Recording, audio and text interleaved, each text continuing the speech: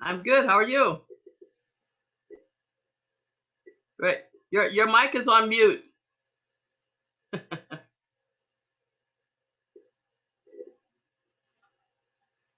No. You should see a mute The icon. bottom, right, yes. Thank you. I met you many, many years ago. I can't, who was giving, it was something in Boston. I think it was a Neiman Ah, fellow. It was something. It was something you were there. yes, I have a dim memory, but I know we Right. met. We Yeah. met. We've met. Yes. Yeah. I don't know whether you had just started at Boston. I don't remember, but I remember meeting you. All right. Well, welcome. Thank you. Thank you for having this. Sure, sure. Hi, Sarah. Welcome. Hi, Michelle. How are you? Hi, I'm good, Sarah. How thanks. are you? Hi, I'm all right. I'm hanging in there. Yes. Yes, we all are. Yes. And I echo, Claire, I echo your gratitude for this session. So thank you, Mhm. Michelle. Yes. But Really not me. appreciate I say it's the whole team. Wow. See, they'll be here shortly. All right, I'm gonna go back on mute. Okay. it. Okay.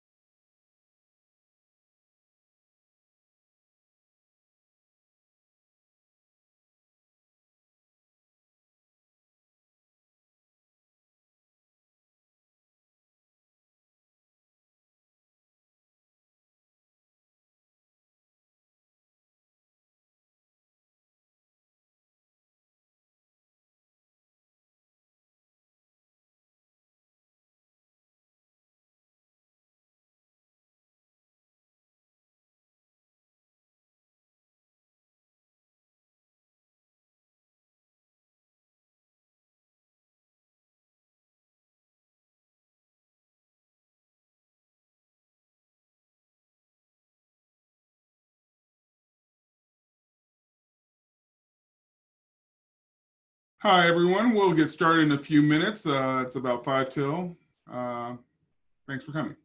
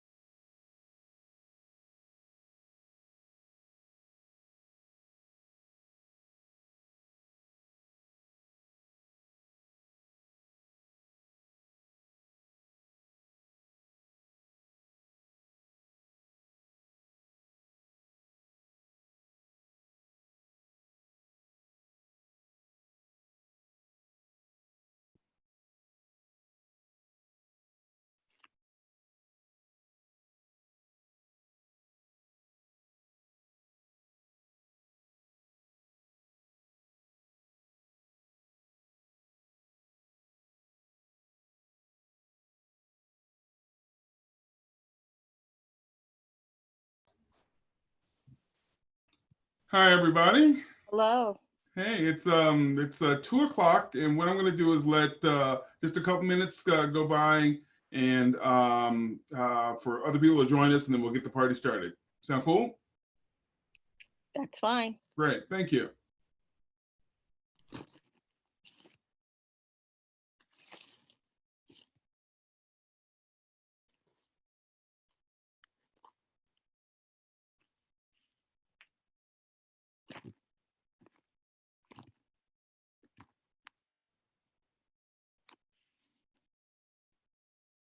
I see we have a Mets fan among us.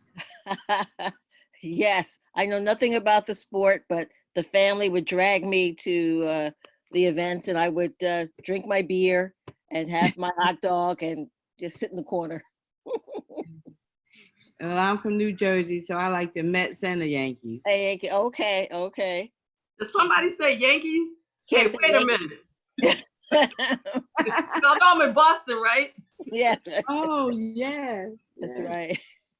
But see, and I really like the Pirates and the Phillies. Okay. Yeah. Cheryl, you may want to adjust your camera because we just see the top of your head. That's the best I got. My Okay, students do the same thing. can you put your, is it a laptop? Can you put it on a stack of books perhaps? I could do all of this, but it's not for the Oh, eyes to see. I'll do something before it's over. What is that lizard back there? That's not for real, is it? No, I have lots of them. The little art things. Oh, I got them in Texas. Oh, oh. All right, everyone, we're going to get started pretty soon. If you're not muted already, go ahead and mute yourself.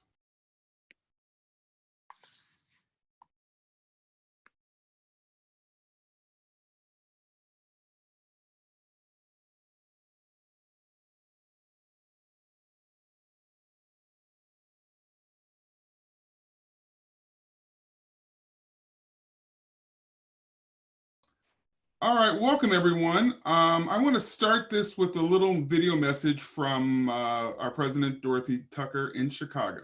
Stand by.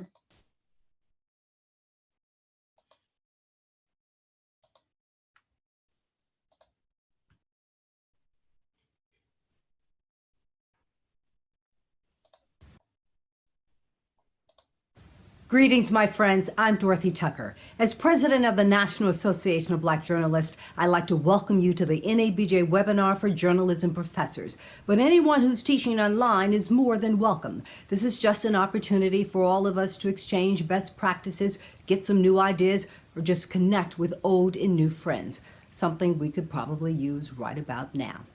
Thank you for joining the webinar. Enjoy.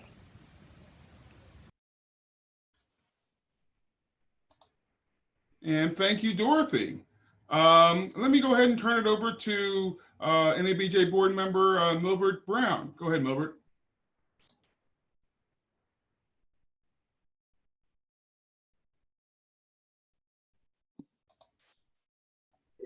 I think he needs to unmute.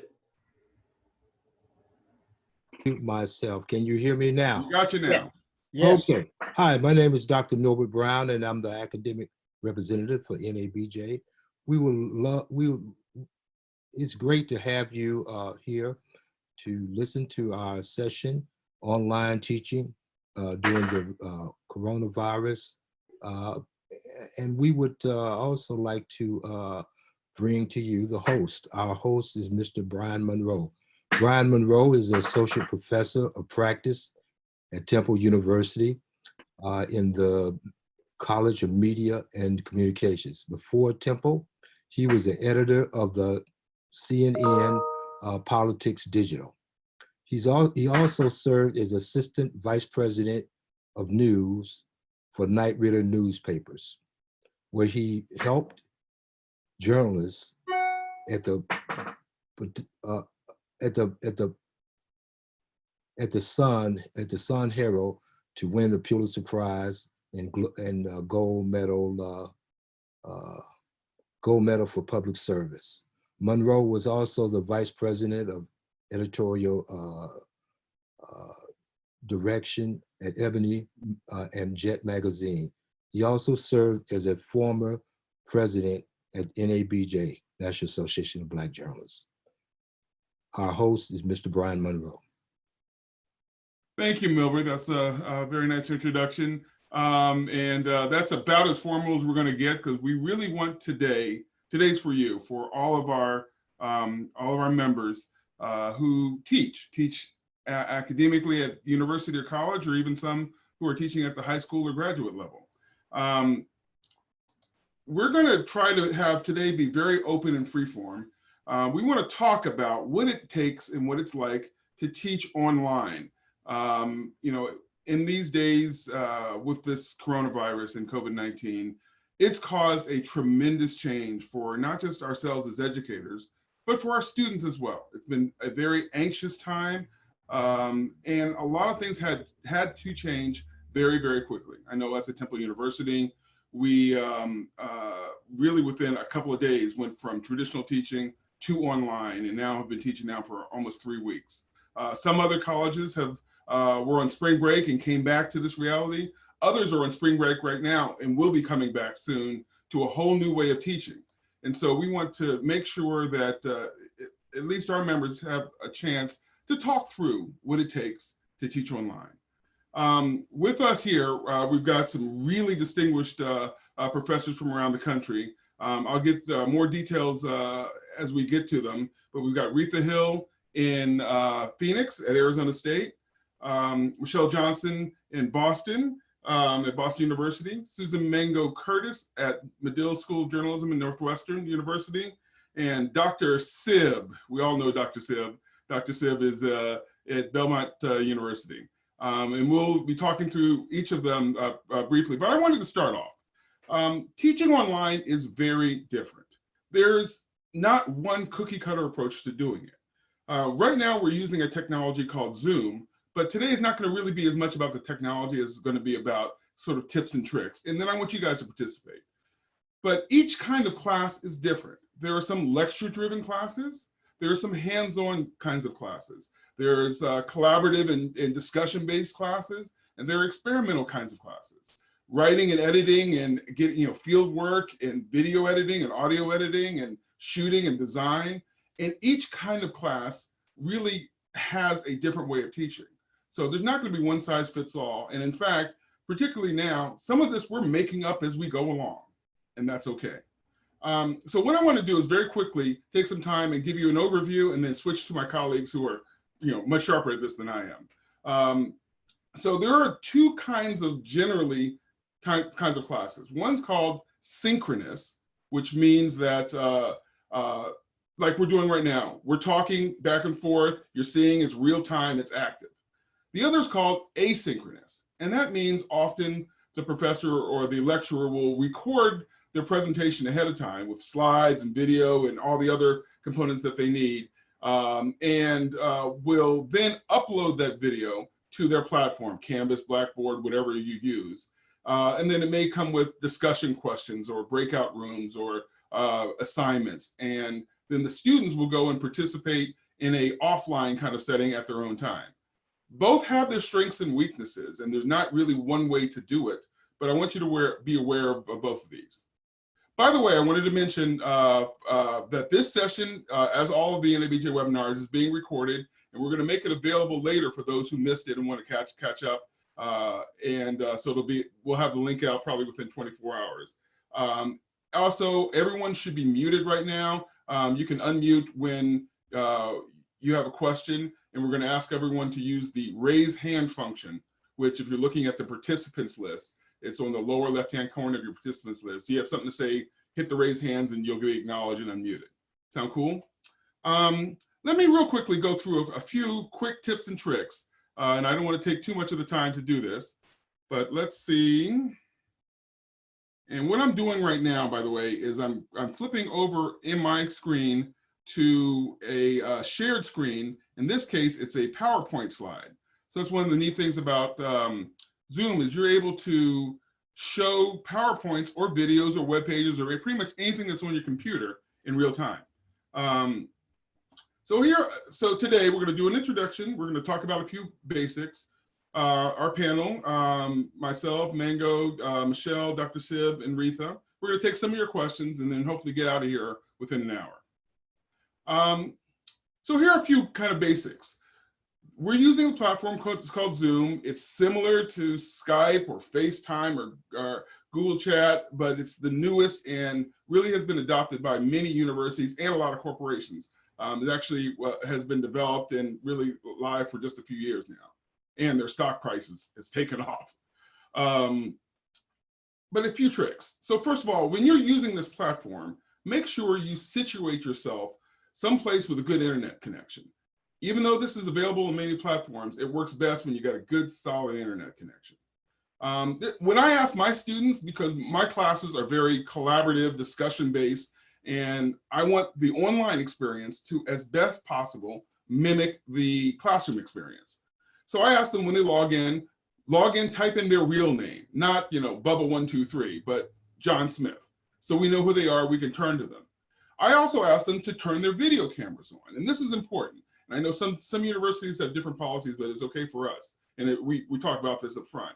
I want to see them. I want them to see each other. I want them to nod their heads and smirk and laugh and grimace and all that non-verbal communication. We know that 70% of communication is non-verbal. And it's great that this platform allows you to see that in real time because you get information about it. Zoom works on all the platforms, laptops, desktops, tablets, phones, but you'll find that you'll have your best experience on a computer, a desktop or a laptop. Yeah, I've had students, you know, one student was driving home to North Carolina, but didn't want to miss class. So he called up his iPhone and was in class on the road driving to North Carolina. It's smaller to see on a little screen, but it's okay. Keep yourself muted when you're not talking. It reduces the background noises, the dogs barking. I got a dog here. I put him in the other room, but he still may bark. To speak, use the raise hand function that's on your screen. And a little trick in Zoom, it automatically, if you don't do anything, no motion, it times you out after 40 minutes. So you just have to rejoin the group. A few tricks. If you're muted and you just want to temporarily talk, you can hit the space bar and hold it down. It's sort of like keying a mic. And you can talk, and then when you let go, you go back to mute. Neat little trick. A question has come up about proctoring. What do you do when you give electronic tests, again, through Canvas or Blackboard or whatever your platform is? How can you use that in the classroom? I like to have their cameras on so I can see them. You can also put a time, you can time your tests so that you don't give a lot of room for them to go off and Google and find the answers. There are lots of other tricks, but those are just a few I use. Set up, if you can, to record your meetings. You can set that in your template in advance so that your students have it, or they miss a class, they can come back and check it out. Zoom also allows you to do breakout sessions, and we won't have time to do one here, but you'll be able to pre-populate those in advance on your platform. I'm going to quickly show you how, I'll stop this, and I want to show everyone a few little tricks. One is polling. You can actually do polling with your students in real time on any question. We're going to try one here. Everybody ready? Here we go. You'll see the poll on the screen. Go ahead and vote on your answer. And I can see that answer here in real time, and we'll share it with everyone.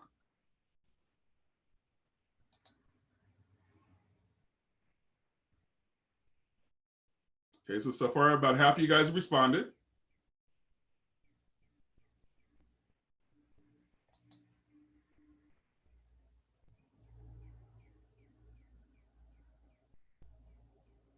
Okay, I'm gonna give folks a little bit more time. And I can see that 16 out of 27 of our participants have responded so far. Here we go, we're getting a few more.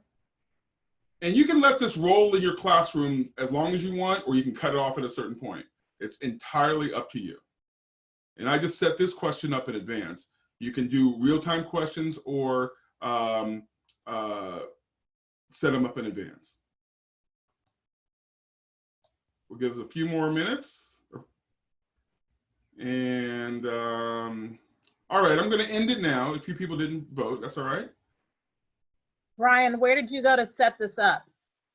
In polling, in your screen, if you're a moderator, you'll have a tab on the lower left-hand side that says polling. And here are the results. So it looks like about 18%, 4 of y'all have never done online teaching before. About a third, 36%, have taught online once or twice. Another third have run a full class. And, you know, a few of you guys call yourself the expert. That's excellent. So let's try, see how that works? Let's try another one real quick. I'm going to close that, and we're going to try another quick poll.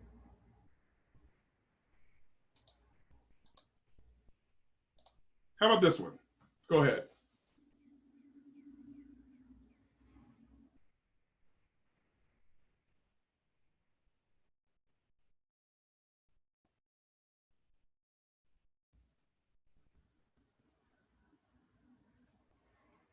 While you're polling, another neat function that's happening is, again, if you look at your taskbar on the bottom, you'll see an icon that says chat.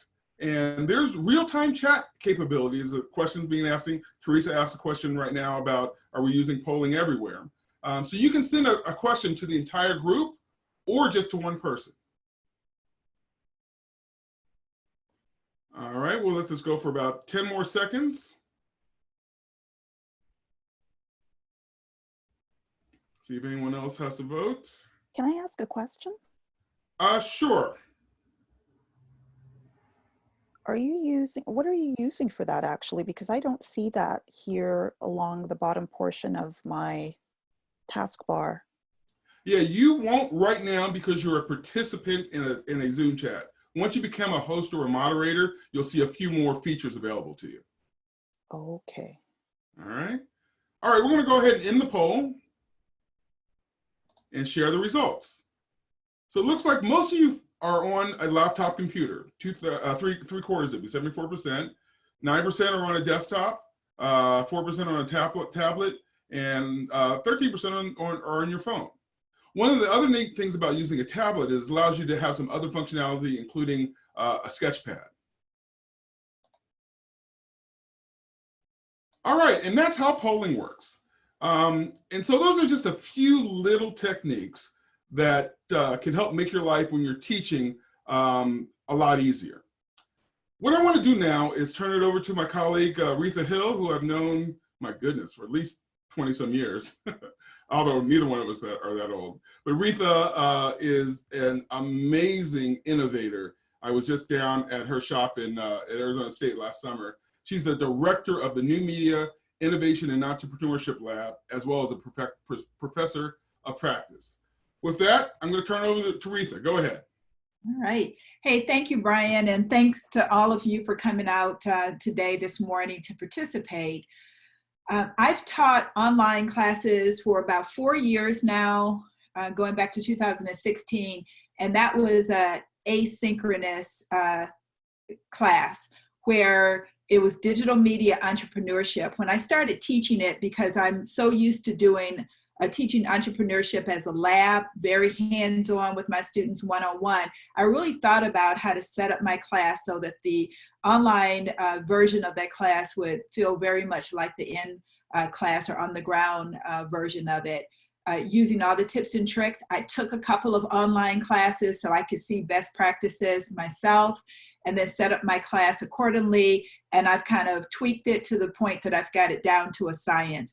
Even having group assignments, which, you know, students hate to have group assignments when they're sitting next to each other. To do it across the country or to do that class with people from around the world takes a lot of pre-planning. ASU, as you know, Arizona State University, is a leader. It's the #1 innovation school in the country. And one of the things that we did about 5 years ago is that President Crow encouraged all of the schools to move some of their classes online. You had to have a number of classes online. So we've been thinking about this for a long time. And when the COVID-19 virus came about, we had to move in the course of a few days to take everything online. I teach an innovation lab, meaning that my students are with me 2 or 3 days a week, all day long. So that's a little different from teaching a class that might be an hour and a half or, you know, a 2-hour lecture class. So I had to think about, how do I teach students advanced technology, programming, and all of that online We did it, no problem. The students are having a great time. But that's not what I want to talk to you about today. I just want to give you some best practices that I found over the years in terms of teaching online. So I am going to, as soon as Brian gives me the ability to share my screen, because he's the host, I will give a very short presentation with some high-level best practices. Okay. All yours. Okay, excellent. So let me go ahead and get my thing ready to present. Move this window out of the way so I can see what I'm doing here and get that ready. Okay, and lower that and ready to present. So can you all see the screen? Brian, go ahead. Can you see the screen? Can you give me a yay? Yes, you're good. Okay, great. Excellent. So these are just top level practices for teaching remotely. We can't get into, I think at this point, all of the functionality of Zoom or Canvas or Google Classroom or whatever you're using, but I just want to give you some of the things that I found. What's really important is to remember what is success in an online operation. And that means being prepared to engage your students, to set standards, and then model the standards and the protocols that you want your students to exhibit. You have to model that yourself by being prepared. So the first thing is preparation. We could have, we did ask how many of you have taught a class online, and some of you have not, or just done it a couple of times. So if remote teaching is new to you, the biggest advice I can give you is practice, practice, practice.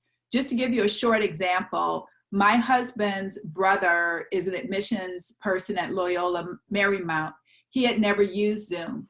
So about 5 days before he had to do a major presentation using a PowerPoint and all of that, he engaged the family, his brothers, his niece and nephew and sister-in-law, and they set up the Zoom for him. We acted as the audience.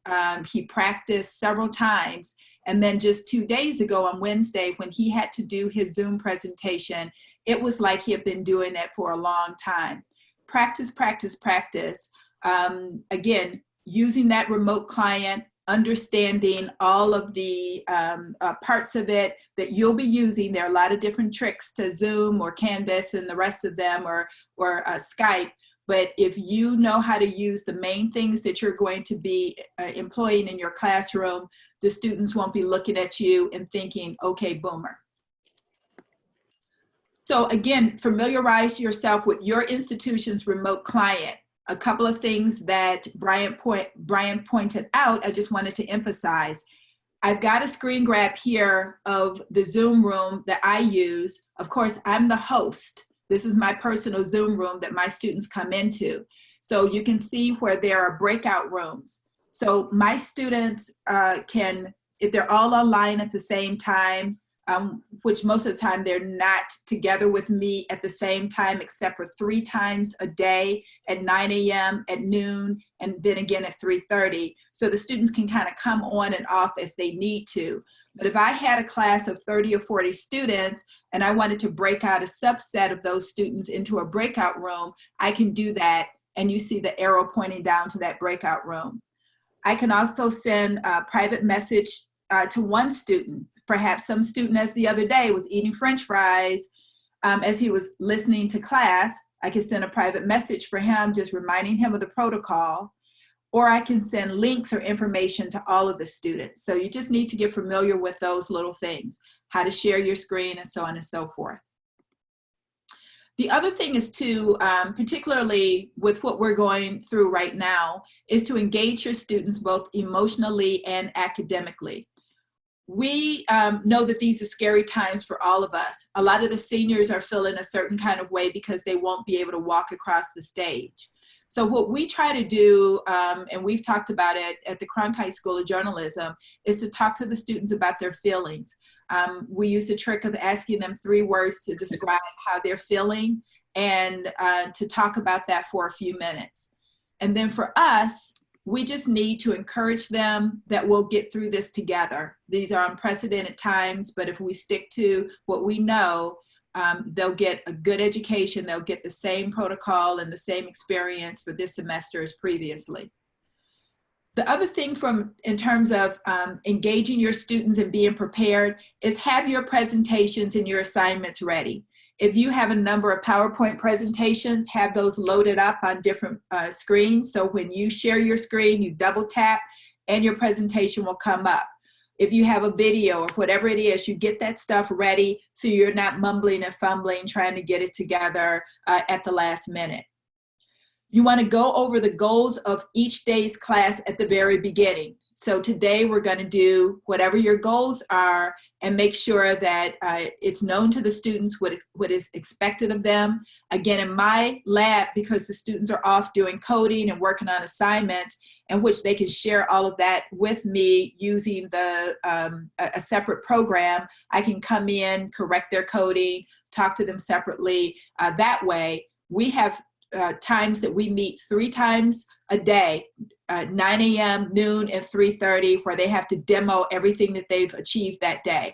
But they know that they have to do that, and I make it clear and remind them every single day. Again, I remind them of the protocol. The protocol means that you're at my lab on time. If the first check-in meeting is 9 a.m., that's not 9:05 or 9:12. So if they're more than 2 minutes late to class, that's a tardy. When we're on the ground, you have to be there at 9 or it's a tardy. But I'm going to give them an extra 2 minutes because they might have a slow connection. But after that, they need to be online. I'm in the Zoom room starting 20 minutes before class. And then I'm there 8 hours a day. I spend on Zoom ready to respond to a student when they pop into my room for specialized instructions or a question.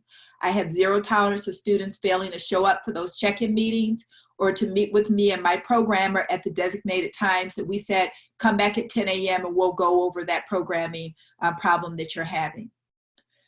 Lastly, you really have to model professionalism to them. You have to be ready. You're not looking for your jacket. You're not looking for your pencil. You're not looking for your presentation. You have to be ready to go. Just because you can sit outside and conduct your class in a distracting or noisy place or in your bedroom sitting on the bed, you shouldn't do it. Students at the same time should follow your lead. They should not be at the pool. They should be in front of their workstation, whether that is the dining room table at home or their desk in the dorm or their apartment, whatever it is. And you need to make that clear to students that we're professionals here and we're going to conduct ourselves as such. So lastly, we all know it's a new day and teachers really have to roll with the punches and be flexible so that our students will be successful. They didn't expect this, we didn't expect this, but we need to get it together and be the most professional, engaged instructors that we can be during this unprecedented time. Thank you. Thank you, Retha. That was excellent.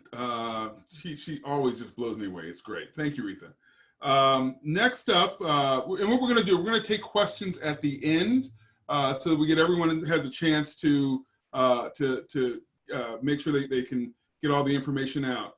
In addition, for those who are following on Twitter, National Office is live tweeting this, hashtag teach during coronavirus or hashtag NABJ navigating COVID-19. Some really good stuff being tweeted out there. Feel free to add your stuff. Next up is going to be Michelle Johnson. Michelle Johnson is an associate professor of practice in journalism at Boston University and is one of the national experts on new technologies and teaching. Michelle, all yours. All right, thank you, Brian. Welcome NABJ members and guests, because I know some of you guys are visitors, you're not members, but we're happy to have you here. This is open to everyone. I'm gonna just jump right in. I'm gonna just share my screen here. It'll take me 1 sec.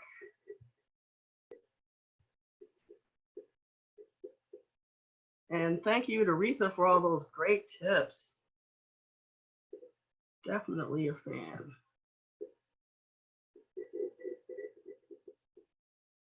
Okay.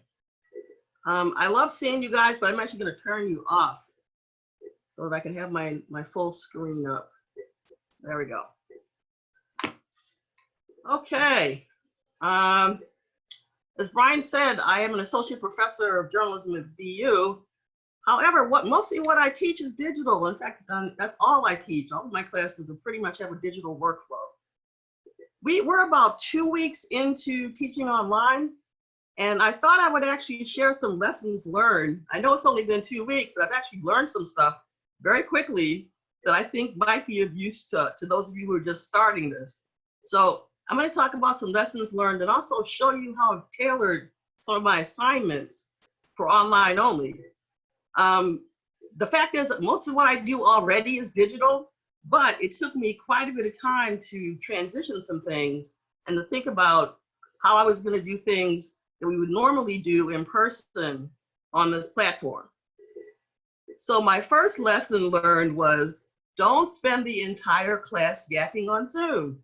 I get up, I lecture, during our regular classes, but it's just, the engagement I felt like just wasn't there. So I came up with a plan. I said, okay, during class time, we're going to do 3 things. I'm going to have the students create something. Then I'm going to have them share it, which we normally do. They share it on Facebook or Twitter or some other platform. And then we're going to get together and discuss, okay, how did it go? What did you learn from this? So the second thing that I learned pretty quickly was if I'm doing a demo and walking them through how to do something step by step, don't have them do it while I'm doing it. It's a little bit too difficult to go back and forth between the Zoom screen and whatever application that we're using. So I was losing some of them initially, and I said, you know what, guys, just watch me do this. Do it after I'm finished or do it for homework. And so far, that's worked out pretty well. So what are we doing as far as assignments? Well, because I teach digital, pretty much our workflow is their phones. I teach them to report, write, edit, share stuff just using their cell phones. Among the things that I show them every semester is, okay, we're going to create a 360 photo using just your phone. So how do I transfer that to online? Well, first thing I said was, okay, watch this video on your own time. Secondly, download the Google Street View app. Third, and I had to prompt them on this, keeping social distancing in mind, find a safe space to take a 360 picture. And it's not in a whole crowd full of people. That's not good social distancing, right? And then fourth, as I always say, we share whatever work they've done. We already have a class Facebook page, which is private. We're the only ones who can see it. So make sure you post your picture there. And then at 10:30, and by the way, I let them go. I said, guys, mute your camera and your audio. I will remain on Zoom to answer questions if you have to pop back in and need some help. But it's okay to go out and do this. Let's meet back here at 10:30 and we'll debrief about it and we'll look at what you produced. And so we had a whole discussion. Can you think of some ways to actually use this kind of image? And they came up with all kinds of great ideas. The first one was, well, if you're covering a protest, it'd be great to get, a shot of the protesters, like be in the middle of them. And then somebody else said, well, we could do the Patriots Victory Parade because we've had a few Patriots Victory Parades here. So they're kind of in that mindset. So it was great. They got to go out and do the work that we came back and took a look at and kind of debriefed on it. Not unlike what we may have done during class time face to face. Hey, Michelle, sorry to interrupt. Yes. I think you may have your slides in a different presenter window, and you may want to share that window. Right now, we're just seeing the static view of your preparation.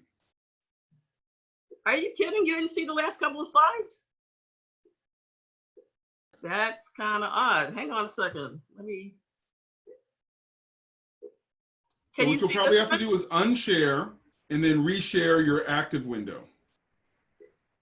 Yeah, I thought I did that. Hold on a second. Let me stop the share. Well, this is actually a good example of why you should check this stuff in advance. Okay, let me reshare. I'm going to share this window.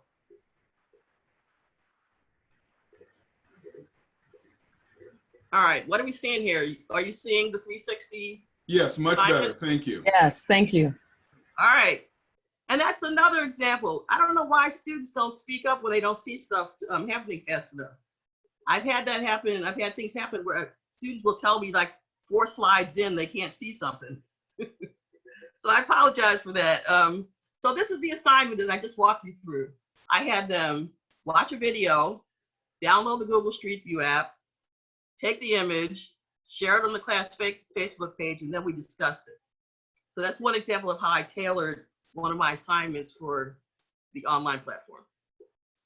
All right, next assignment. And actually my clicker is not working here. I'm gonna have to use the screen one. This was actually a multi-part assignment. One of the things that I do again is teach them how to use their cell phones to edit and caption video, right? Now we use an application called Adobe Rush. Those of you who have Creative Cloud licenses at your school, you probably have access to Adobe Rush. It's available for mobile, but also for laptops and desktops. So let me just show you what we did with it. The assignment was to do an interview on their phone. I said it could be a family member who's stuck in the house with you. It could be somebody who you call on FaceTime or Duo or whatever video conferencing app you have. Or I have some students in a dorm by themselves. So I said, turn the camera around, read a paragraph from a story or something, speak for a minute or two, so that you have enough audio that can be transcribed in the captions. Then what I'd like you to do is open up your video and edit a clip in Adobe Rush. Now, once they've done that, the next part of the assignment was to talk about why it's important to caption video on digital platforms. A video comes up in Facebook or Twitter, the user has their sound turned off. You want them to be able to follow what's going on.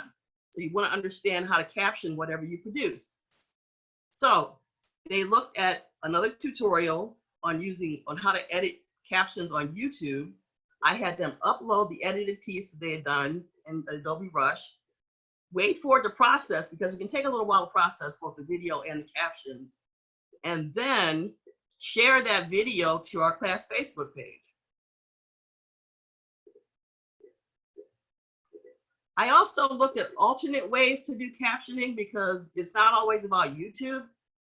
For the semester, earlier in the semester, we were using an application called Headliner when we were talking about how do you produce something really quick, some really quick audio for online. So I said, look, some of you guys are trying to do stories. You can't get out the interview sources in person. It's not a problem.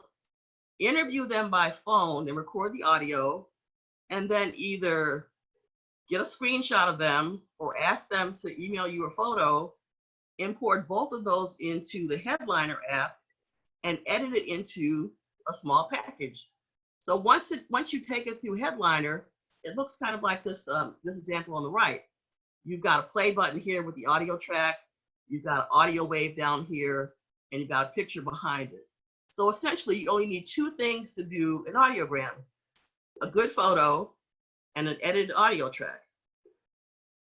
Headliner is web-based. When you log into the site and you upload something, it looks exactly like this. So I didn't have to worry about them having any specialized software or the interface being different, depending on what they were logging in with. They were basically just uploading this directly to the website. The final product gives them embed code that they can then either embed into their WordPress page, or they can tweet out, or they can share on Instagram or Facebook. So this is the Headliner interface. You can see that you can add a picture. The captions are showing up over here. It auto transcribes the audio and creates this transcript over here that can then be edited. And most of the students have some video editing experience, so they're able to go in here and edit their audio track a little and maybe add a few more pictures to this. But the interface is very familiar to them because they've already done some type of editing. But the workflow for this is pretty much geared toward digital, which is what we do. So I've taken my usual assignments essentially and tried to figure out, okay, when are we going to do these? Is it going to be during class time or after class time? And this longer one is more of an after class time thing versus the 360 picture. And then secondly, how am I going to keep engaging them during class time? Which one of these assignments makes the most sense to be engaging them while we're meeting?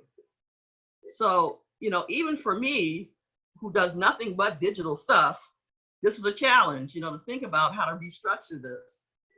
So I just wanted to, you know, show you guys a couple of ideas for this, and also mention that we put together a list of resources, tools and assignments. So if you go to this address, it's a bit.ly/NABJ-EDU, it will open up a Google Doc with some resources that we think might be helpful to you all. So with that, I'll stop and be available for questions at the end. But I hope you guys found this useful and interesting. Wow, that's fantastic, Michelle. All right, guys, thank you much. That's fantastic, Michelle. Thank you so very much. Really good stuff. We're cooking along here. We're gonna keep moving because I want to get everyone in and have time for questions from you guys. But next up is my dear friend Susan Mango Curtis. For those of us who call her Mango, she has had a great career in journalism and in education, and she is now a professor at Medill School of Journalism at Northwestern University. Mango, it's all yours. All right, thank you, Brian. All right, let me get mine up here. Can you guys see it? Yes, we can. Okay, all right. So we were in the midst of our winter quarter. So we're not a semester, we are a quarter system, and our last 2 weeks were interrupted. Most of us were able to just basically do digital portfolios or whatever. So we weren't able to meet and do presentations, but we did them online. So that went over pretty well, but it is an interruption, and changing how we teach is amazing to me because all my work has always been digitalized. So to have this happen is kind of shaky, but I think we're all going to make it. Northwestern has really invested in us a lot. So I'm looking at, we went from a campus teaching to a global teaching. So for me, I don't know how many of you guys out there, and I'm sure plenty of you have international students. A lot of our students are from China. And I've always in the past used Google for all of my stuff for class because it's the easiest thing the students can get into and they enjoy using it. So because I have such large documents, I can't upload everything to Canvas. Canvas would probably explode with all the crap I push up there because I'm doing large videos, I'm doing large graphic files and animation and all kinds of things. So I found out that China is still blocking Google and Twitter. So we won't be using either of those. I decided to go with what Northwestern has for us, which is a Box. Box is a cloud document storage place that is very well protected by the university. So the students will be able to go in there, upload their work to me, I will be able to grade it, and then send it back to them across course Canvas. I learned really first on that I have to be flexible. And we have to think about the fact of our students, I would love to be like Aretha and be able to tell the students, you have to be there on time and stuff like that. And that's the way I was when we were on campus. But since some of these students will be nighttime for them when I'm having class, I have to consider the fact that they may not show up. They may have to see my work online. They may have to look at a video.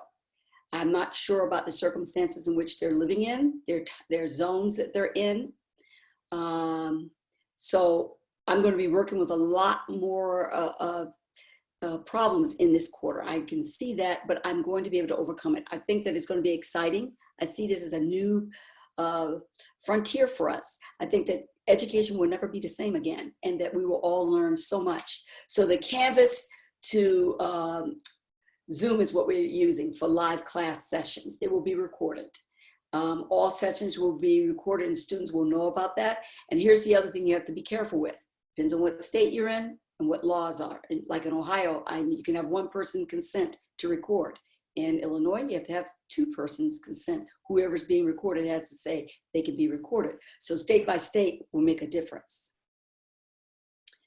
So you have to be willing to really sit back and think about adapting. And I go back to what she said about practice, practice, practice, and I have been practicing.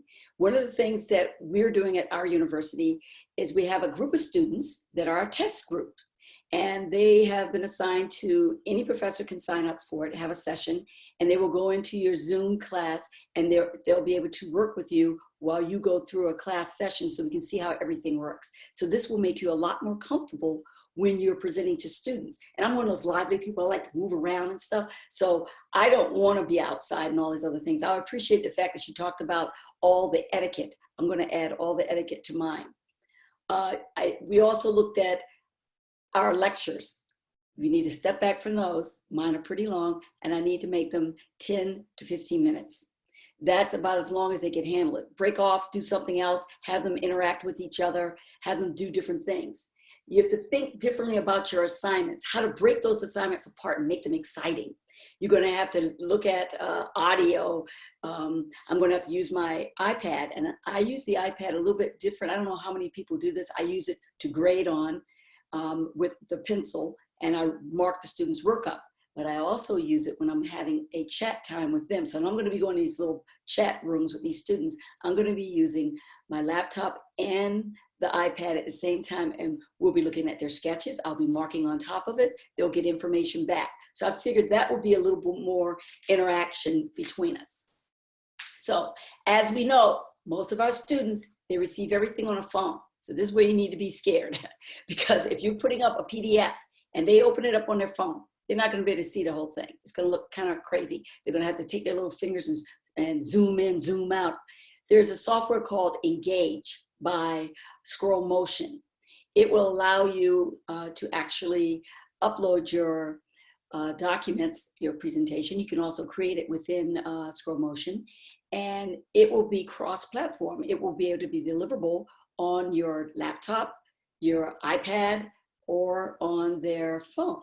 So I think that's a really good one in here. I'm not going to go to any of these sites because I don't want to take up too much time with this, but they have both sessions, both things you can do with it. And I negotiated with them, and they are allowing us to do this. So if this will be available for you guys to look at. If you go to the 30-day and you want to get your software, all your things up in 30 days, you can do it free. And you will be able to create all of this with their software. And you have to follow these instructions, because if you go straight to Apple and do it, they're going to charge you.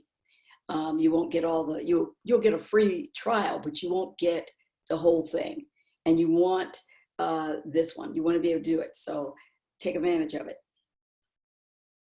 So some of the things is flipped learning. This is something that I'm just new to me. Well, not really, somewhat, because everything in my class is digital. I've been digital for quite a few years. Totally, I call it the green room, my green room. But I have been using Spark, and the students do create a lot of their work in that. So I'm going to ask them to, when they have a report, they're going to create it either in some kind of digital form and deliver it to the class. We will look at it. And in fact, I will have the students doing more collaboration. My class, mainly hands-on, helping them work with graphics and talking about software. Now, I don't train them in software. That's not my job. They have to learn that with a different software. And I will walk them through it if they're having difficulty, because different people learn on different ways. Some learn from video, some learn from reading. It all depends, and some have to have guidance. So recording video to Zoom is the next one on here. So the first one you saw up there is Flip Learning. That's Adobe's website that has all the different things for Flip Learning, and it gives you all kinds of free sites and things to learn how to use the different software. So this is a really rich area for you to go. It's called Adobe Education Exchange. So I suggest a lot of you guys, it's free, so you might as well sign up and just do it, because it's going to give you the ability to do it at your own pace. They have some live classes that you have to follow, but you don't have to do them all. Recording video in Zoom and editing in Rush. And we talked about Rush earlier with one of the other presenters. Rush really does work well. I've used it in my class. I had the students go out and do one-man shows with Rush and come back with 3 seconds of video on voting. So that might be something you want to do. This is a step-by-step learning done by a professor from Indiana University. Now, here's the good thing. Here's the good news. Adobe has now decided that they're going to be nice to all of us. Since our students will be remote, and I don't even know, a lot of them don't have Adobe Creative Cloud. It's not required at Northwestern. Some schools have it as part of their digital first deliverable, but we don't. So Adobe is going to be offering it free to any educator and any student all the way through May 31st. I think it will probably go all the way through June. But you can have this, the full suite, and you'll be able to work with your students. And it has all of the hands-on videos and stuff to carry them through. So let's unplug. Thank you. Brian, it's back to you. Excellent, excellent, Mango. That's really great. There's so much good stuff. I'm sitting here like writing down notes and taking great tips from everyone. By the way, all of these presentations we're going to try to make available on that document that Michelle talked about earlier, bit.ly/NABJ-EDU. So we're going to probably, when we get done, be able to post these so you'll have them to reference yourself from. So we'll get Mango to stop her sharing, and we How can. do I do that? Down on the bottom, it says stop sharing. Or maybe yours is at the top, depends on what your screen Yeah, that's what I'm configuration trying is. to figure out where it went. Because I There's a remember, yeah, there it there's is, a I found it. There you There go. you go. All right. Good. Okay. We are wrapping up the presentations and saving the best for last, of course. Dr. Seb at Belmont University. She's also an author and a great lecturer. She's written about lessons from the Underground Railroad, and she is your 2020 NABJ Convention co-chair. Sib, all yours. Here goes nothing, right? Can you hear me and see me? Yep, we can hear you just fine. All right.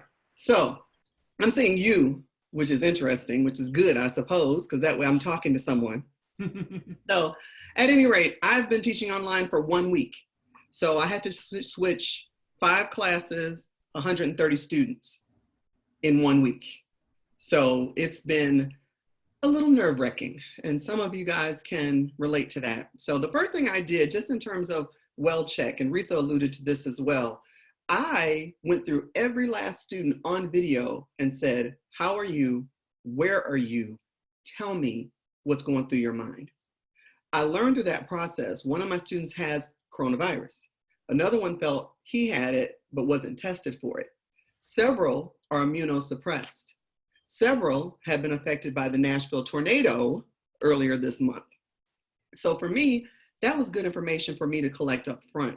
The other information that I asked for was your Wi-Fi connection. You know, are you in a rural community? Are you able to access? Because I do a lot of group projects, a lot of group work. Fortunately for me, 3/4 of my semester was spent talking, doing activities in class. The last 1/4 is their presentations. Now they've changed. Normally I do a lot of role playing, a lot of skits, a lot of deep dives to force them to interact with the information in a different way. But online, of course, some of that's going to turn into visual PowerPoints. Other presentations they've already videotaped. So I'm very excited about that. And I'll be able to give them control as a presenter. 4 things that I teach wherever I go, wherever I speak. I teach the 4 H's: honesty, humility, humanity, and humor. Honesty, humility, humanity, and humor. Honesty, I tell them up front, I don't know everything. I don't know what's going to happen. I'm not perfect on this platform. I'm learning it with you. I told my students that the week before I spent anguishing over learning the technology. So I told them up front, I'm going to make mistakes. Don't think I'm not going to make mistakes. The other thing is just being humble. I told them I'm anxious too. These times have me jittery and nervous. And I want you to know I'm doing my best in this moment, but I don't want you to think it's all under control. Humanity piece is the access piece, and humor. So for my class this week, video pops on, I'm in a breakout room, so there's 5 people in this breakout room. And I look at my student, I say, are you in a golf cart? Yes, I'm in a golf cart. Next thing I knew, this child had gone out there and gone golfing, live video. It was just unbelievable. And it was two of them. It wasn't just him, it was another one in another frame in another location at the golf course. So what I will say is this, we can put our guidelines, and we did, my college sent out an email with just about 10 guidelines, not too many, but 10 guidelines. And of course, I jokingly said we need to add no golfing. But we can't control their behavior any more than we can control them in a classroom. They can be looking at us and not paying attention. My thing is this, I'll give you an A. You can go ahead and flunk life. You can't make somebody learn that doesn't want to learn. So that's one thing. Stop worrying about that. Stop thinking about that control mechanism. Let it be what it's going to be. You do what you're supposed to do to prepare for them. The other thing I want to talk about was the breakout rooms are definitely a bonus. When you have all your students, I have 5 classes, as I mentioned. 3 of them are general education, so they have 30 students each. I have a 4th with 30 students, and then I think my senior capstone has 20 students. So for me, talking and doing this with all the students, I have to be very much aware of attention spans, as well as how much information they can just digest in any given time.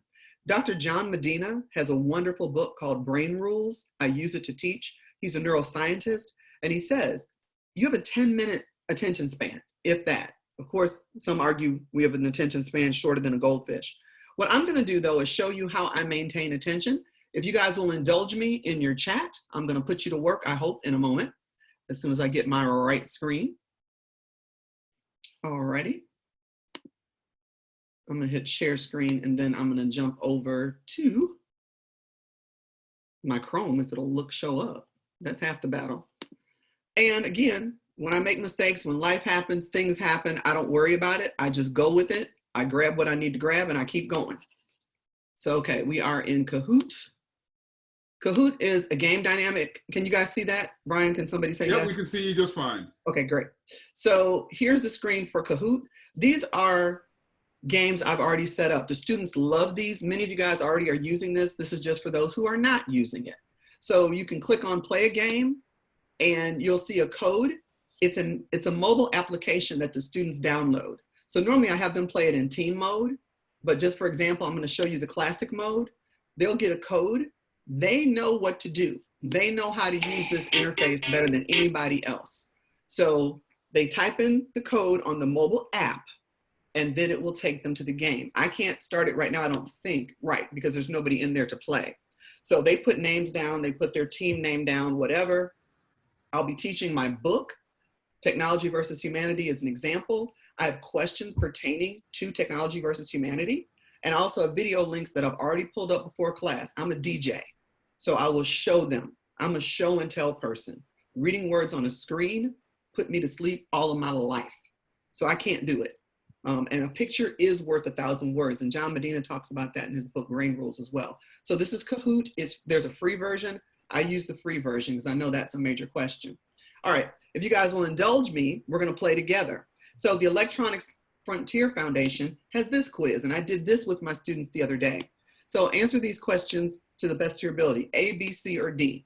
And I'm only gonna do like 1 or 2, but I'm gonna come back to the chat to see who answered. So the cops have a warrant to search my computer. They're demanding my encryption key. Do I have to give it to them? A, no, there are no circumstances under which you can be forced to give up an encryption key because it violates your constitutional right to due process. B, no, you don't have to give the encryption key to the police as they seize the computer, but it's possible a court could make them do it later. C, yes, if the police have a warrant for your computer, it includes your encryption key. If you don't tell them, you could be charged with obstructing justice. D, yes, in fact, you should always give your encryption key to the police, even if they don't have a warrant. It could help them in the investigation. So what I would normally do with this, and what I did yesterday online with my 30 students, was have them answer in chat. I told them to write down, there are only 8 questions. I said, write down on a piece of paper numbers 1 through 8, write down your answer so you can score your quiz at the end of this exercise. So they literally answered in chat. So I'll come back over to you guys to see if you guys are answering in chat for me. If you're indulging, say playing with me, we'll see. Hold on, let me get back to you. It always takes me a minute extra because I have to figure out what I'm doing and how, but that's okay. I'm getting used to being comfortable with being uncomfortable and not having all the answers. Because I know that's a whole new understanding. So I'm going to stop sharing just so I can come back and show you where we are. So I'm going to look in chat real quick and just see what you guys have said as soon as I reconfigure my screen. Okay, so I've got some answers in there. So what I would normally do is the majority would rule. So in this case, it would be B. So I would literally click B on the interface. So that way we go through the whole thing, then it would score, and then we have a great conversation about why do you think a roommate or a partner can give police access to your device? That's one of the ones they miss the most. Can a roommate or partner give police access to your device, whether you're present or not? In some cases, yes. Why? If they believe you are partners, meaning you're on a lease together, you're on a phone plan together, etc. So I use that as an opportunity. It worked out extremely well the other day because one of my students' father walked by and heard us. He's a lawyer. He jumped in as a guest speaker on the spot. And that class was awesome. So what I will share and leave you with, use guest speakers, use gaming dynamic. People learn from people they feel a connection with. You've got to engage them.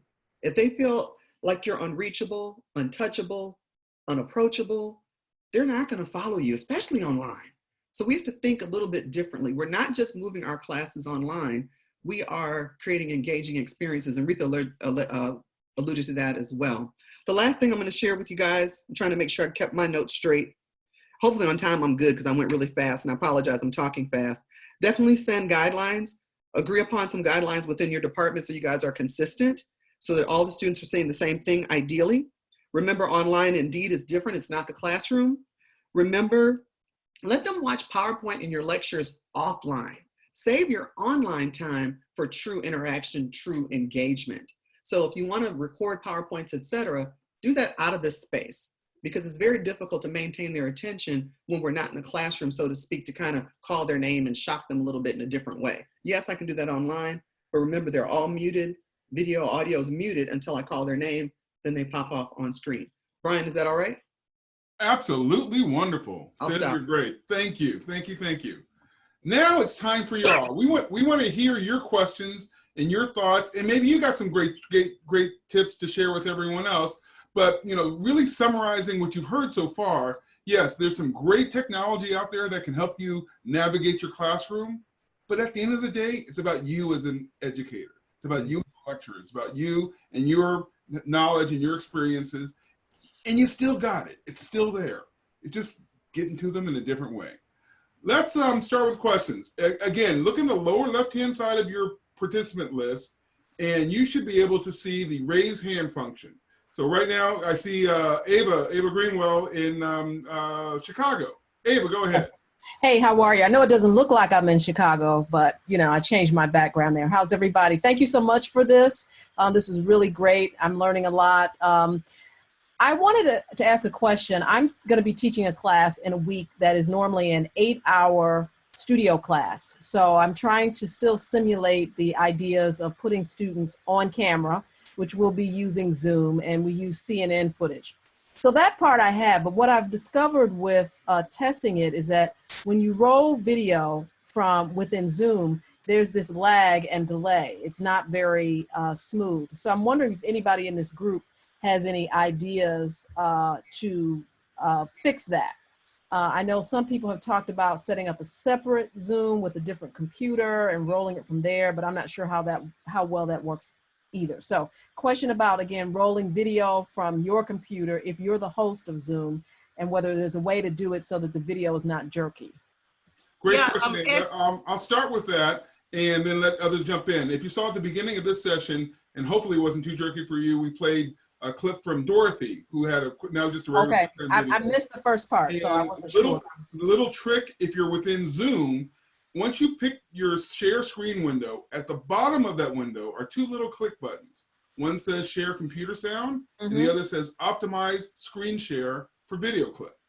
Select both of those, and you should see your video experience improve greatly. So listen to what other people have to say. Raise your hand if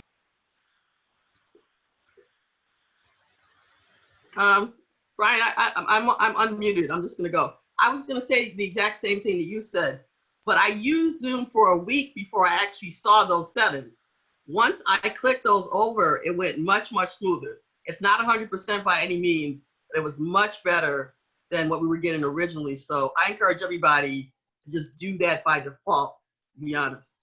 Okay. All right, next question. Go ahead and raise the hand and I'll put you up. Brett Chambers in North Carolina Central. Yes. First of all, congratulations on getting this up on such a quick notice this week. Thank you, thank you, thank you for all the presenters. Also, I just want to remind us that like this is good social connection for us as educators, as journalists, for us to connect and share. I encourage my students to do the same thing. And I just want to remind us to take care of each other and to take care of yourselves and to take a deep breath, because here's something that sometimes we forget. We have been uniquely conditioned and prepared for this moment. What we do on a daily basis as journalists is exactly what we're doing right now. And it's really important for us to remember. Just ate the whole thing. It's really important for us to remember. Get rid of the top. Because our jobs have been to bring information to people, and we've used technology throughout our entire careers. And the technology is always changing, and things have been forced upon us. So we have been uniquely conditioned and prepared for this moment. So let us not like freak out, and let us do what we're doing like we're doing today, which is take care of each other, support each other, and share with each other. I just wanted to put that out there. That was really it. I'm good now. Brett, that's excellent. Thank you. Thank you. Great words and really think about, and the point that Sib and others mentioned earlier, and I did the same thing for the first week or two of each of my classes. I took the first 15 minutes and went around the room. How you doing? Any challenges, any problems? A lot of students who, at Temple, a lot of our students are first or second generation going to college, and they're having to pay for their own college by working on campus. So all that was shut down. Working out in the community at bars and restaurants and other hospitality stuff, all that was shut down. And they're freaking out. And they really have no one to talk to except in the classroom. And so we create the space for them to talk through that stuff. Can you guys hear me? Yes, Dorothy, go ahead. Oh, good. Oh, fabulous. So here's my question. When you're in class and you're on Zoom like this, how do you prevent trolls? How do you keep out, the weirdos from signing in and showing you pornographic video or, inappropriate stuff? How do you, that's always been my fear. If we do a Zoom like this, that, the crazies are going to sign up. How do you? Yeah, Dorothy, I have an answer for that. We were told by our IT department to set up a password for entry to our classes. So it's a setting within Zoom. Pick a password and just distribute it to the people that you want to have it. Don't let it get out there, because if it gets out there, then anybody can get in. Yeah, that's one way. I'll upload some information on it for Zoom where you can lock down, because Northwestern sent us something because they want us to lock all of ours down so nobody's entering into our queues. Right. We got the same memo. Okay. Yeah, there are many ways to lock it down. For instance, this session, really anyone who got that link that went out on social media could join. Now I have some controls here that I can very quickly lock people down and shut them down and kick them off within 1 or 2 clicks. But not everyone has speedy mouse clicks on that. There's also another version of Zoom. There's actually 3 levels of Zoom. There's the free, which allows anyone to sign up for it, 40 minutes, free sessions. You don't get some of the recording functions, the other stuff. There's the enterprise, what most of us are using at our universities and corporations, and that gives you much more control. Then there's one level above the enterprise, which is webinar only. And so that does not allow any participants to do anything but watch. They can't unmute themselves and talk. They can't share video. I've chosen not to use that version for this opportunity because I think it was important for you guys to see as much functionality as possible and have our other panelists be able to show and participate as much as possible. We could have gone that direction. We chose not to. Thank you. David Squires, you're on. David, I saw your hand up. You there? Okay, well, if David comes back. Okay, there I am. Here I am. Okay, go ahead, David. Had a hard time unmuting. Okay, so what I wanted to do is I wanted to secondarily endorse the Adobe Spark programs and the digital apps, Adobe Spark Page and Adobe Spark Video, and also Adobe Premiere Rush. Those are free digital apps. And as I said in the chat, if you have Creative Cloud, you can get enhanced features to them, but they don't require as much bandwidth. Like a lot of students are in places where they don't have as much bandwidth, but they can do so much with those programs. The web pages, they got templates, they start from scratch. Very easy to do. The students already know how to do it. Even if they haven't seen the program, they're very much like things that they've already done. Adobe Spark Video is real simple to use. Even I can create videos on it, and I'm not a video editor. And Premiere Rush is a scaled down version of Premiere Pro, which you can make professional videos. And don't be afraid if you don't really know how to master the program themselves. When you introduce them to the students, they can run with it. Great, good tips. By the way, what you're seeing on David's screen, he's using a feature within Zoom to mask out his background and replace it with another image. So we're sure David's not out in space right now, but instead he's dropped that. Actually, I'm using the same function so we can get the NABJ logo on the screen, but this is what's my real background. And then I just took a picture of that background and added some logos, and we have that. So you kind of see, it can be whatever you want it to be. And now everyone's gonna go crazy, I'm sure. Let's go ahead. Sib, you had something, go ahead. Yeah, I just want to make sure I mention, we are on Blackboard Ultra, Blackboard Collaborate. So there's regular Blackboard, and then there's Blackboard Ultra. The way our system was set up, I had to get permission from our IT team to join Blackboard Ultra. So that was an advanced version, is an advanced version of Blackboard. Within there is a lot of functionality like Zoom, and I like it because it is more private. It's more of a protected atmosphere. And for now, I'm gonna keep using it. Again, I like the breakout rooms. I like the video interaction has been positive so far. And that's not to say at some point the Wi-Fi system across the country won't take a hit because there's so many people using it. So, but I just want to make sure there were some people asked about Blackboard Ultra and I forgot to mention it.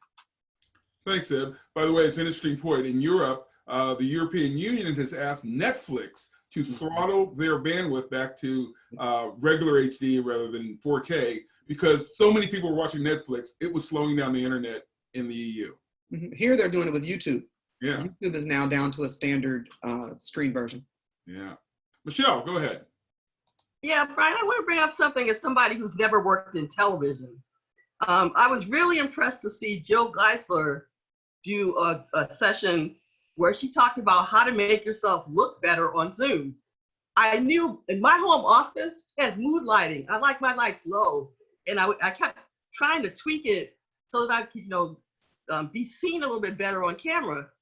And then I watched her video and I thought, wait a minute, I have an old LED light somewhere in this room and a small tripod. So I went digging in some boxes and I want to show you guys my setup. I actually put this on here and have it sitting on my desk. And then I had other people look at it and they advised me, well, turn off the light behind you, which I did because there was a hot spot there. So, for somebody like me, of my complexion, I have to think about, what am I looking like to my students? So I gave some thought to lighting, and it's not my expertise, but, and if I had a window that I could turn toward, that would be even better, but I don't actually. So this is kind of what I have. Anyway, think about it. Ask your students, are you seeing me okay? Ask other people, can you see me? I've used the virtual backgrounds. I'm still looking for one that I like, but I just want to make sure they can see me okay. Dorothy is like, Dorothy, you're genuflecting over there. Dorothy, well, I am, because you just, you guys just hit on something that I can add something. Okay. Okay. So, from us broadcasters, Okay. notice how I'm like filling as much of the screen as I possibly can. Yes. So sometimes you, and like Dr. Sib is doing, so you got to think about headroom. Michelle, you look like this. Yes. I know. That's because I actually have it set to wide. Right. So you got to think about that. And speaking of lights, hold on a second. Okay. This is the Bon Diddy right here. Oh. You go to some of the these places, parties and whatever, and they have the round light. This is the best light for us. The ring light. Right. Okay. It's the ring light. I think I got it online for a couple $100, but your university, just tell the, of course, the schools that you need it, and you turn this sucker on, and it will light up everything and make anything, just about anything, look good. I mean, it's a great light. I'm not obviously using it the right way. It should be over there, but it really does kind of fill out everything. So it's a great light if you got to be teaching every day. That's my 2 cents. Thanks, Dorothy. And I see in the chat that Jaya has seen that they have an entire setup on Amazon. So someone will put a link in the chat. Beauty bloggers use this a lot. Beauty bloggers, Instagram girls, this is where the young folks are ahead of us with respect to lighting, staging. They've been on this lighting. Even their phones have sort of this kind of ring light capacity to sort of optimize their video presentation. So good tip. Okay. Let's see, Teresa, you had your hand up for a while. Go ahead. Yeah, thanks very much again for making this possible, and thanks for all of the contributors and what you've been able to present thus far. My question has to do with the breakout rooms. I suspect that my school has not purchased this option, and so I'm going to have to go with something outside of Zoom. And I'm prepared to use, of course, chat, and maybe also the iPhone. Maybe they can do WhatsApp video calls or whatever. I'm thinking more specifically about the sort of group work that I bring into a lot of my sessions. And so I'm wondering if anyone else has any tips for beyond the breakout rooms, how I could still facilitate these group chats that I like to bring in. I teach beyond business writing. I teach presentations, I teach negotiations. So there's a lot of group work and group meetings and that sort of thing. And I just want to know how everybody else was handling that. Thanks. All right, anybody have thoughts for her? Yeah, actually I do, because I have one class that's all teams. It's all group work. When you're saying that you're not sick, you don't have the the breakout room option, can I just ask which version of Zoom you're using? Are you using the one that you download or the one that's like a browser extension? I don't know what they purchased, but I will not be I don't believe I'm going to be the host. Like, I don't have that function. They've organized everything. And so I have no idea what they have purchased. Well, how are you logged in right now? Well, I've downloaded my own version. I've downloaded Zoom. And so I can see, because I'm using the free one, that I don't have the option to do the polling. Yeah, those options are available for the moderator. For a host. What I would suggest is after you get off of this call, start up a meeting as the host, and then look down toward the bottom edge of the screen and see if you see the breakout room icon. Even with the free version? Yes. Yes. Oh, okay. You just have to be the host. Yes. Okay. Okay. So what I'm doing in my class is we meet as a group like this right now. Then I say, okay, it's time for you guys to have team meetings.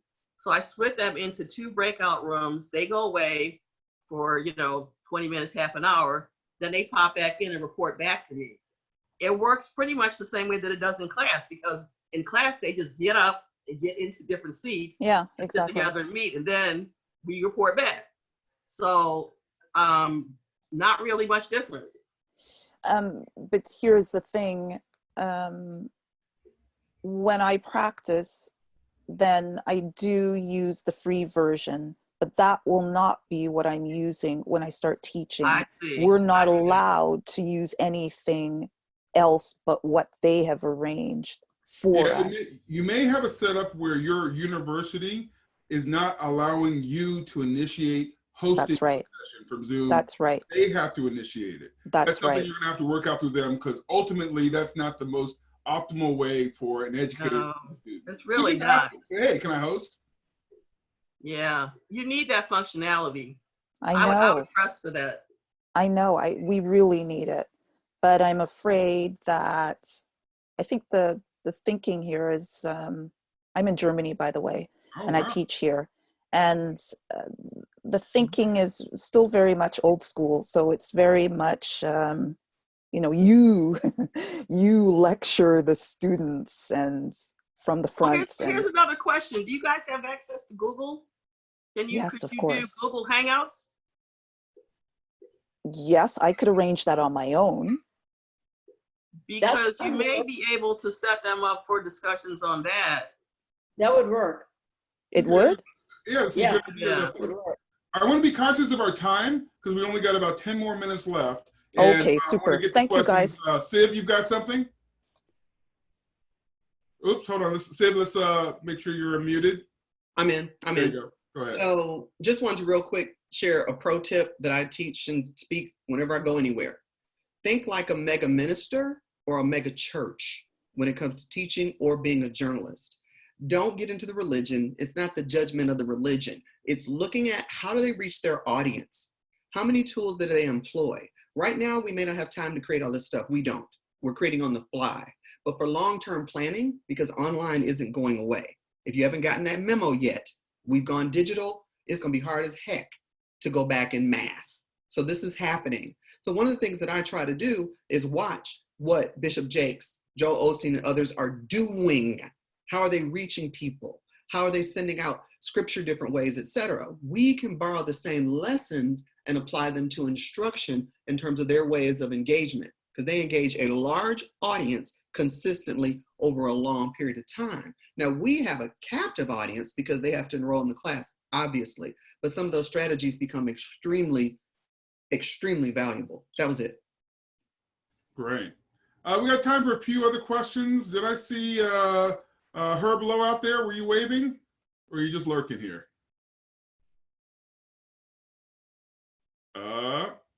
Nope, okay. Brian, yes. I want to say people need to let their personalities come out. That's what makes Dr. Sid so cool, because she's so personable. And you can see her personality by the way she uses her hands, the way she moves herself. And the students love animation. It's engaging and it makes them interested. And they're trying to discover you the whole time. And if you're going to be this glass wall in front of them, they'll never, ever reach out to you. They'll actually shut you down. Good point. Brett, I see you have your hand up. Go ahead.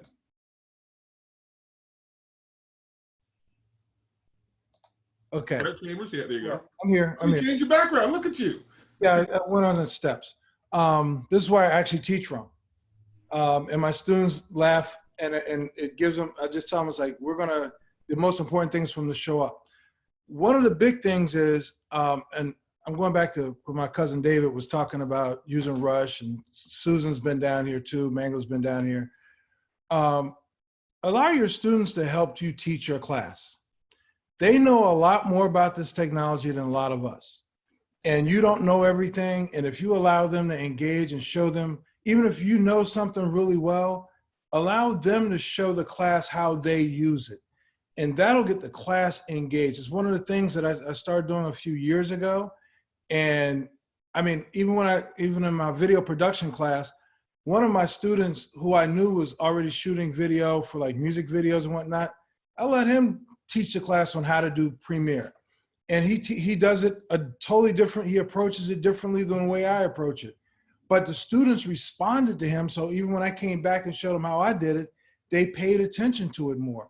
So allow your students to really help you so you can have some assistance. You may not have a graduate assistant, but you have other people in the class who know how to do things, and allow them to do it and allow them to have some ownership of this. If you say that we're in this together, allow them to do their chores too. Great point. Excellent, excellent point. All right, we got time for just a couple more questions, and we're trying to get out of here on time. Shirley Carswell, you're on. Hey guys, thanks. I've been learning a lot.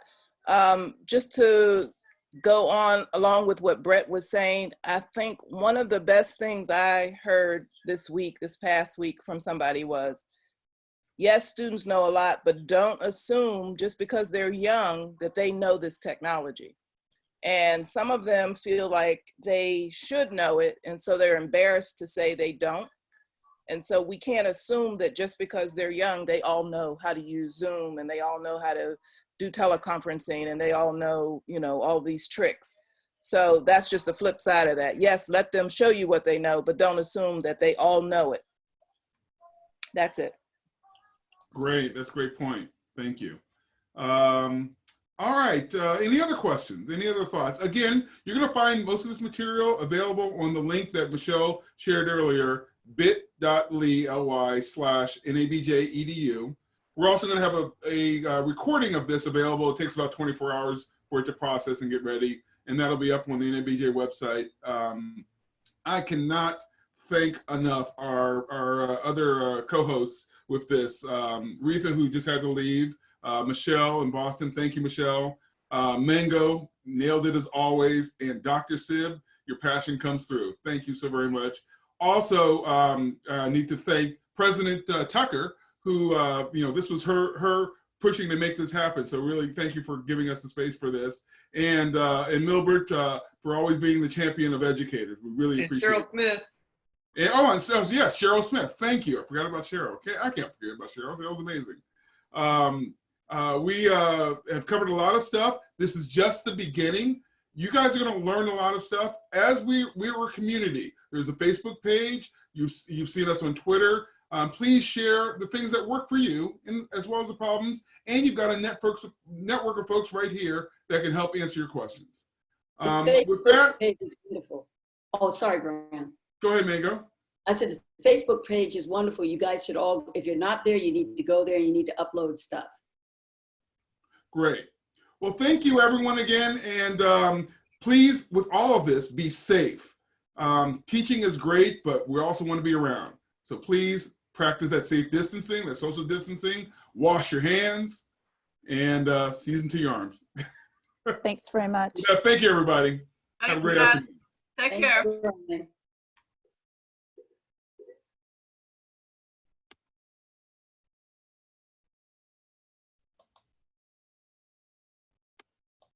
Animation.